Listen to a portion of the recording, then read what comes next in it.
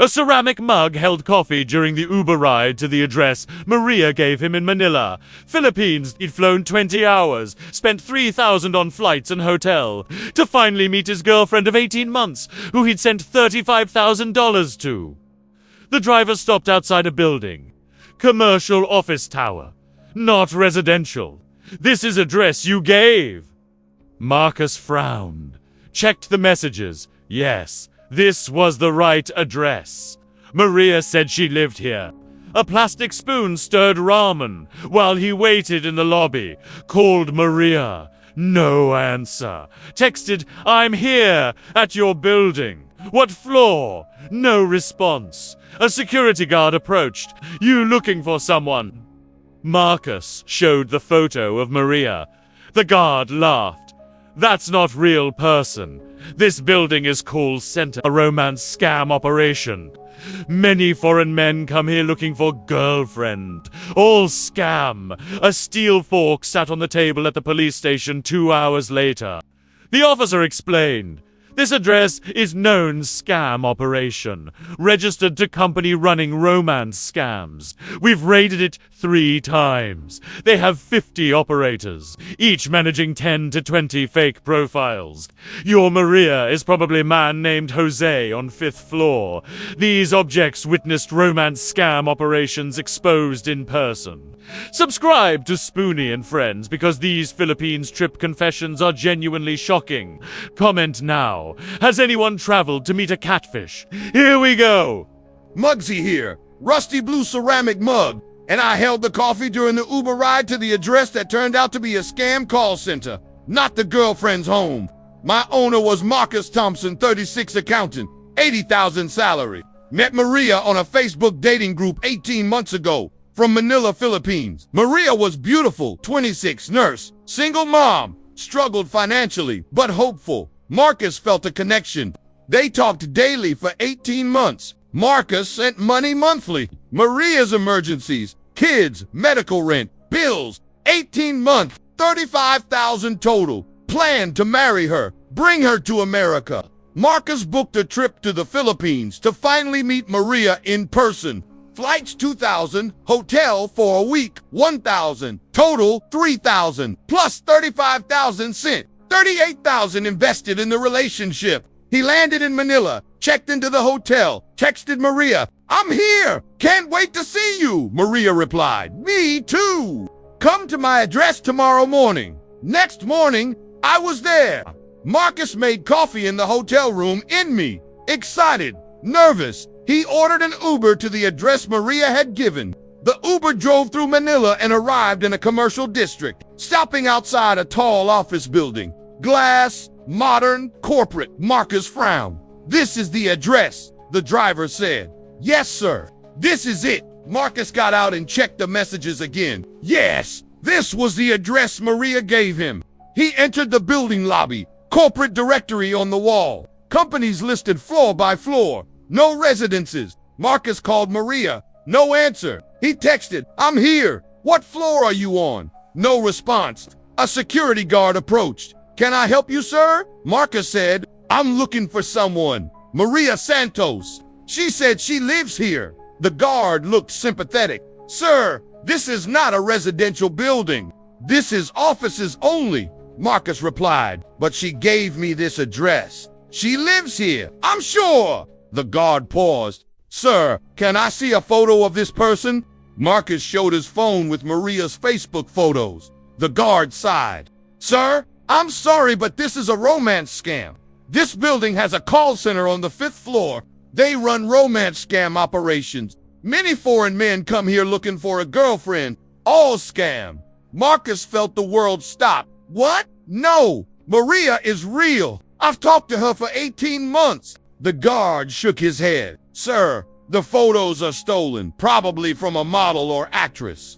The person you talked to is a scammer in the call center upstairs. They use voice changers, fake photos. This is their business," Marcus whispered. "Can I go up to the 5th floor?" The guard replied, "I can't let you, sir, but I can call the police. They know this operation. They've raided it before." Later, I held Marcus's coffee at the police station. An officer explained, Mr. Thompson, this address is known to us. Scam operation registered to a company called BPO Solutions. They run romance scams. We've raided them 3 times. They shut down and reopen under new names. They have approximately 50 operators, each managing 10 to 20 fake profiles on Facebook and dating sites. Your Maria is probably a man named Jose or Mike or Carlo, using voice changer software and stolen photos, Marcus asked, devastated. But I sent $35,000 over 18 months. Can I get it back? The officer answered. Unfortunately, no. Money sent via Western Union or wire transfer to the Philippines cannot be recovered. These operations are designed to be untraceable. I'm sorry, I'm just a ceramic mug. But I held coffee during the Uber ride to a girlfriend's address that was a scam call center. When $38,000 total went to a fake person operating from an office building with 50 other scammers. Marcus flew home the next day, filed an IC3 report. The FBI said, "Common scam. We're building a case, but we can't recover your money." Marcus lost everything for a person who never existed. Spoony here, plastic spoon, and I stirred ramen while someone read through a police report about the scam operation that catfished him for 2 years. My owner was Derek Martinez, 34 IT manager, 95,000 salary. Met Sarah on an international dating site 2 years ago from Cebu, Philippines. Sarah was gorgeous, 24 college student, struggling financially. Derek helped monthly, 2 years, 42,000 total. Derek planned a trip to the Philippines to marry Sarah, booked flights, hotel engagement rings. 5,000 for the trip, 47,000 total investment. He arrived in Cebu and texted Sarah, "I'm here." Sarah replied, "So excited. Meet me tomorrow at my place." She gave an address. The next morning, Derek took a taxi to the address. He arrived at an industrial park, warehouse district, not residential. The taxi stopped outside a building with a sign reading Global Communications, Inc. Derek was confused. He called Sarah, no answer. Security at the gate asked, "Can I help?" Derek replied, "I'm looking for Sarah Santos. She said she lives here." The guard laughed. "Sir, this is a BPO call center. No one lives here. This is a scam operation." Derek felt panic. "What? No! I've been talking to Sarah for 2 years." The guard softened. "Sir, many foreign men come here looking for a girlfriend. All scam. This company runs romance scams. Police raided it last month, but they're still operating." Derek insisted on seeing inside. Security called the manager. The manager came down. "Sir, I can't let you inside, but I can confirm we have no residential units. This is a business facility." Derek demanded police. The manager called local police. An officer arrived and explained the situation. I stirred Derek's ramen back at the hotel that night while he read through the police report they gave him.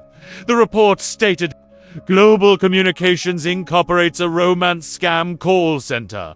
Approximately 50 operators employed. Each operator manages 10 to 20 fake profiles across multiple dating platforms. Operators use voice modulation software to sound female. They use stolen photos from models, actresses, and social media profiles. Profiles are created to target Western men, primarily American, Australian, and European. The operation is estimated to generate between $500,000 and $1 million annually from victims worldwide. Money is sent via Western Union, MoneyGram, and wire transfers to multiple accounts to avoid detection." Derek did the math. 50 operators, each managing 20 profiles. That's 1,000 fake girlfriends. If each victim sent an average of 20,000 over 2 years, that's 20 million in potential revenue. His Sarah was one of 1,000 profiles. He was one of 1,000 victims. $42,000 was a drop in the bucket for this operation. I'm just a plastic spoon. But I stirred ramen for someone who flew to the Philippines to find his girlfriend's address was a call center with 50 scammers. When 2 years and $47,000 went to an industrial operation running 1,000 fake profiles. Derek tried confronting Sarah via messages. No response. Number disconnected. Profile deleted. Gone. Derek filed reports with the FBI, IC3, and Philippine authorities. Nothing recovered. Just an expensive lesson. Romance scams from the Philippines are industrial operations, not individual scammers. Spike here. Steel fork. And I was on the table during a meeting with Philippine police when they showed photos from a recent raid on the call center that scammed someone for 3 years. My owner was Ryan Chen, 40, engineer, 130,000 salary. Met Lily on an Asian dating site 3 years ago from Davao, Philippines. Lily was perfect. 30, accountant, wanted marriage, family, everything Ryan wanted. 3 years of daily contact. Voice calls hours long. Ryan sent $55,000 over 3 years. Lily's emergencies, family, medical, business startup. Always something. Ryan booked a trip to finally meet Lily and marry her. Flights $2,500. Hotel? Engagement ring. Total $5,000. $60,000 total investment. He arrived in Davao and texted Lily. She gave an address. Ryan went there. Office building. Commercial district. Ryan was suspicious now. Building security confirmed it was a romance scam operation. Police were called. An officer arrived and took Ryan to the station. I was on the table at the station when the officer showed Ryan photos from a recent raid on the same building 1 week earlier. The photos showed a large open office, 50 cubicles, each with a computer and headset. Photos on the walls of beautiful Filipino women. But the operators were all men. Mostly. The officer explained, "We raided this operation last week. Found 50 operators, all running romance scams. Every computer had voice modulation software installed. They use it to sound female during voice calls." He showed more photos. Computers with the software open. Settings for male to female voice change. Scripts on desks for common conversations. Templates for asking for money. Each operator has a quota. Must generate a minimum of $1,000 monthly from their assigned profiles. Top performers get bonuses. This is their job. 8 hours daily. Scamming foreign men. The officer showed a spreadsheet seized during the raid. A list of clients. Foreign men sending money. Amount sent, total revenue. Ryan saw his name on the list. Ryan Chen, USA. Total sent $55,000 USD. Active since 2023. Status, high value. He was a high value client to them, a revenue source to milk. Nothing more. The officer said, "I'm sorry, Mr. Chen. Your Lily is probably one of these operators. We arrested them, but they posted bail and were released the next day. The money you sent was already dispersed through multiple accounts. It can't be recovered. I'm just a steel fork." But I was on the table when police showed raid photos of the call center. When $55,000 over 3 years went to an operation where 50 men in cubicles used voice changers to pretend to be women. Ryan tried legal action. A lawyer told him, "Cross-border romance scam cases are nearly impossible to prosecute. The Philippines has laws against this, but enforcement is difficult. Your money is gone." Ryan flew home empty-handed. Lost $60,000 total for 3 years, with a man in a cubicle using a voice changer and stolen photos of a real woman named Lily, who never knew she was being used. Filipino police were sympathetic but honest. These operations shut down and reopen under new names and new locations. Same people. This is an industry here. Sorry we can't do more. Ryan filed an IC3 report and joined support groups for romance scam victims. He learned he was one of thousands scammed by Philippine operations every year. Some estimates say the Philippine romance scam industry generates over 100 million USD yearly from foreign victims. An industrial-scale operation, ruining lives while making millions. 3 people, 3 Philippines trips, 3 call center discoveries. Muggsy held coffee during the Uber ride to a girlfriend's address. It turned out to be an office building with 50 scammers. A security guard explained the romance scam operation. 38,000 total wasted. Spoony stirred ramen while reading a police report. Global Communications Inc. 50 operators each, managing 20 profiles. 2 years. 47,000 sent to an industrial operation running 1,000 fake girlfriends. Spike was at the police station viewing raid photos. Every computer had voice changer software. 55,000 over 3 years went to a man in a cubicle pretending to be a woman. This isn't about individual catfish. This is about industrial romance scam operations.